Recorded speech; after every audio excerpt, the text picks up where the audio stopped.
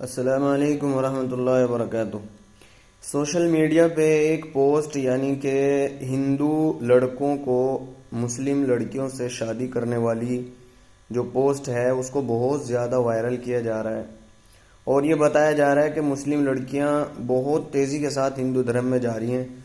कोई औरत तकरीर कर रही है, कोई मर्द तकरीर कर रहा है हिंदू, और जो है फ़ायदे गिना रहा है कि मुस्लिम धर्म में आ जाओ, हिंदू धर्म में आ जाओ तो आपको ये फ़ायदा होगा।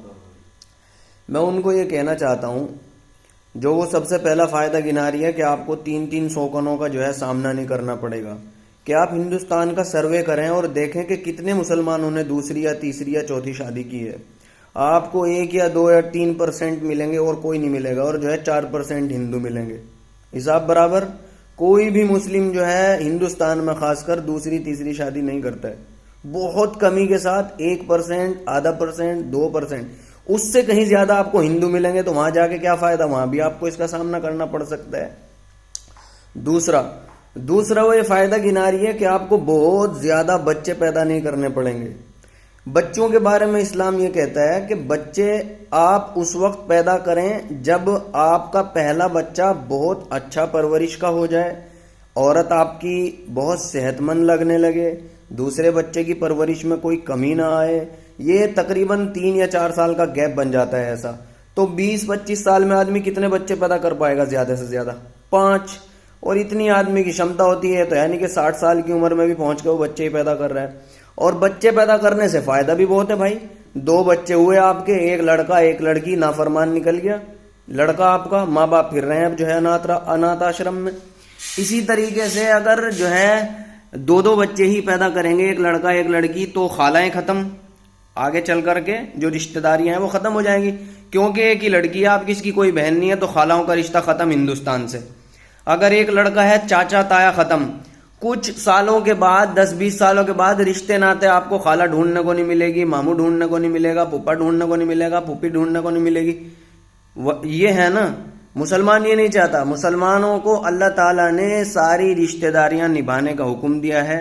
और इतने बच्चे के लिए औरत को मशीन नहीं बनाया जा रहा है, औरत की मर्जी के ऊपर डिपेंड है। औरत को तो इस्लाम ने शहजादी बनाया है, उसकी इजाजत के बगैर जितनी उसकी औलाद होगी, उसकी इजाजत के बगैर वो पत्ता हिलाने की भी जो है उनको इजाजत नहीं है, माँ की इजाजत के बगैर। जब एक औरत माँ बन जाती है ना, उसको इस्लाम इतना बड़ा रुतबा देता है। इस्लाम कहता है अल जन्नतु तहता अक़दामिल उम्महात, कि जन्नत तुम्हारी माओ के पाँव के नीचे है।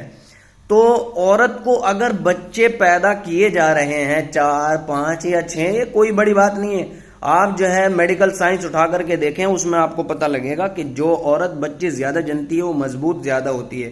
फिर जब इसके बच्चे ज्यादा हो जाएंगे, हमेशा तो जवान नहीं रहना है, और हमेशा जो है ये जो है जवानी की जिंदगी के लुत्फ ही नहीं उठाती रहेगी, कभी बूढ़ा भी होना है। जब बूढ़ा होगा तो जरूरत किसकी पड़ेगी?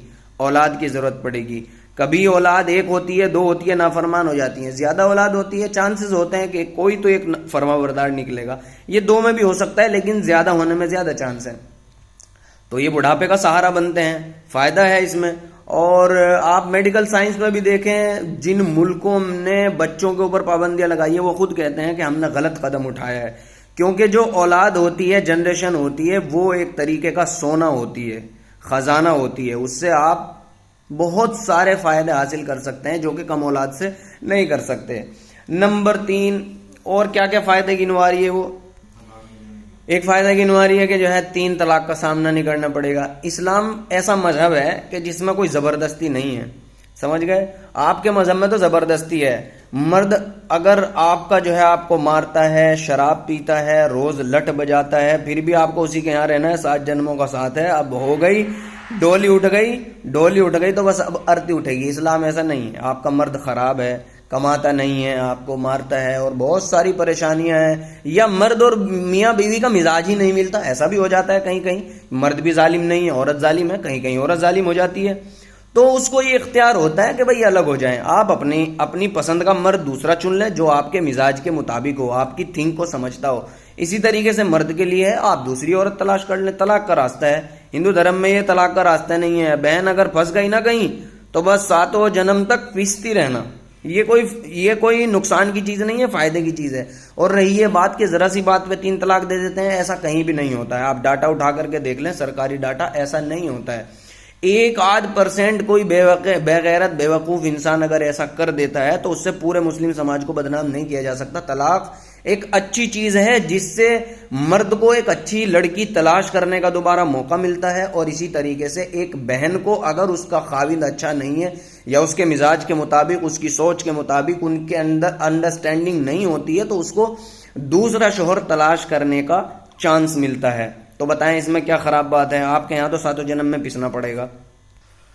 और कई सारे फायदे उसने गिनवाए हैं। हिजाब की पाबंदियां, हिजाब की पाबंदी इस्लाम ने ऐसी पाबंदी लगाई है कि इसमें औरत का पैर से लेके सर तक फायदा ही फायदा है। आपकी तरह नहीं है, आप जो है और समझते हैं कि नंगा होना ये औरत की आजादी है। नहीं नहीं, नंगा होने से औरत खुद शर्म महसूस करती है, चाहे वो किसी भी धर्म की हो। आप अपने ही धर्म को पढ़ लीजिए, आपके धर्म में पहले जमाने की नहीं, इसी जमाने की हरियाणा में चले जाइए, घूंघट इतना लंबा निकाल के रखती थी। हमने भी जो है अपना बचपन देखा है, हिंदू औरतें भी पर्दा करती थी। ये तो आपने बगैर बात का ढोंग रचाया हुआ है।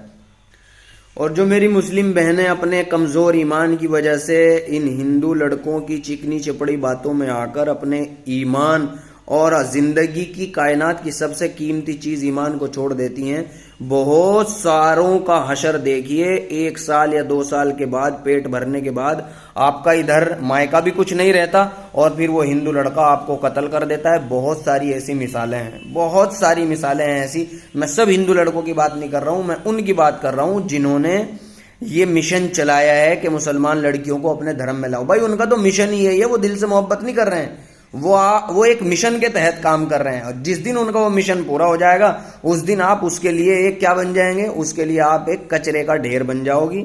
1 साल के बाद, 2 साल के बाद रोजाना अखबारों में खबरें आ रही हैं। अभी भी एक नईमा लड़की की खबर वायरल हो रही है, उसको जो है वो हिंदू मुसलमान से हिंदू बनी, शादी की हिंदू लड़के से, और 1 साल के बाद ही उसको जो है उसने कत्ल कर दिया और मार दिया।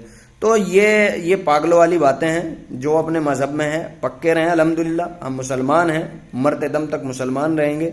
और हमारी बच्चियां अल्हम्दुलिल्लाह बाहया हैं, इज्जतदार हैं और शर्म करने वाली हैं, बेशरम नहीं है, बेगैरत नहीं है, कपड़े उतारने वाली नहीं है। इंशाल्लाह हम अपने ईमान पर जिंदा हैं और अपने ईमान पर ही तादमे हयात, जब तक हमारी सांसों में सांसें, जिंदा रहेंगे इंशाअल्लाह अज़ीज़। अस्सलाम वालेकुम।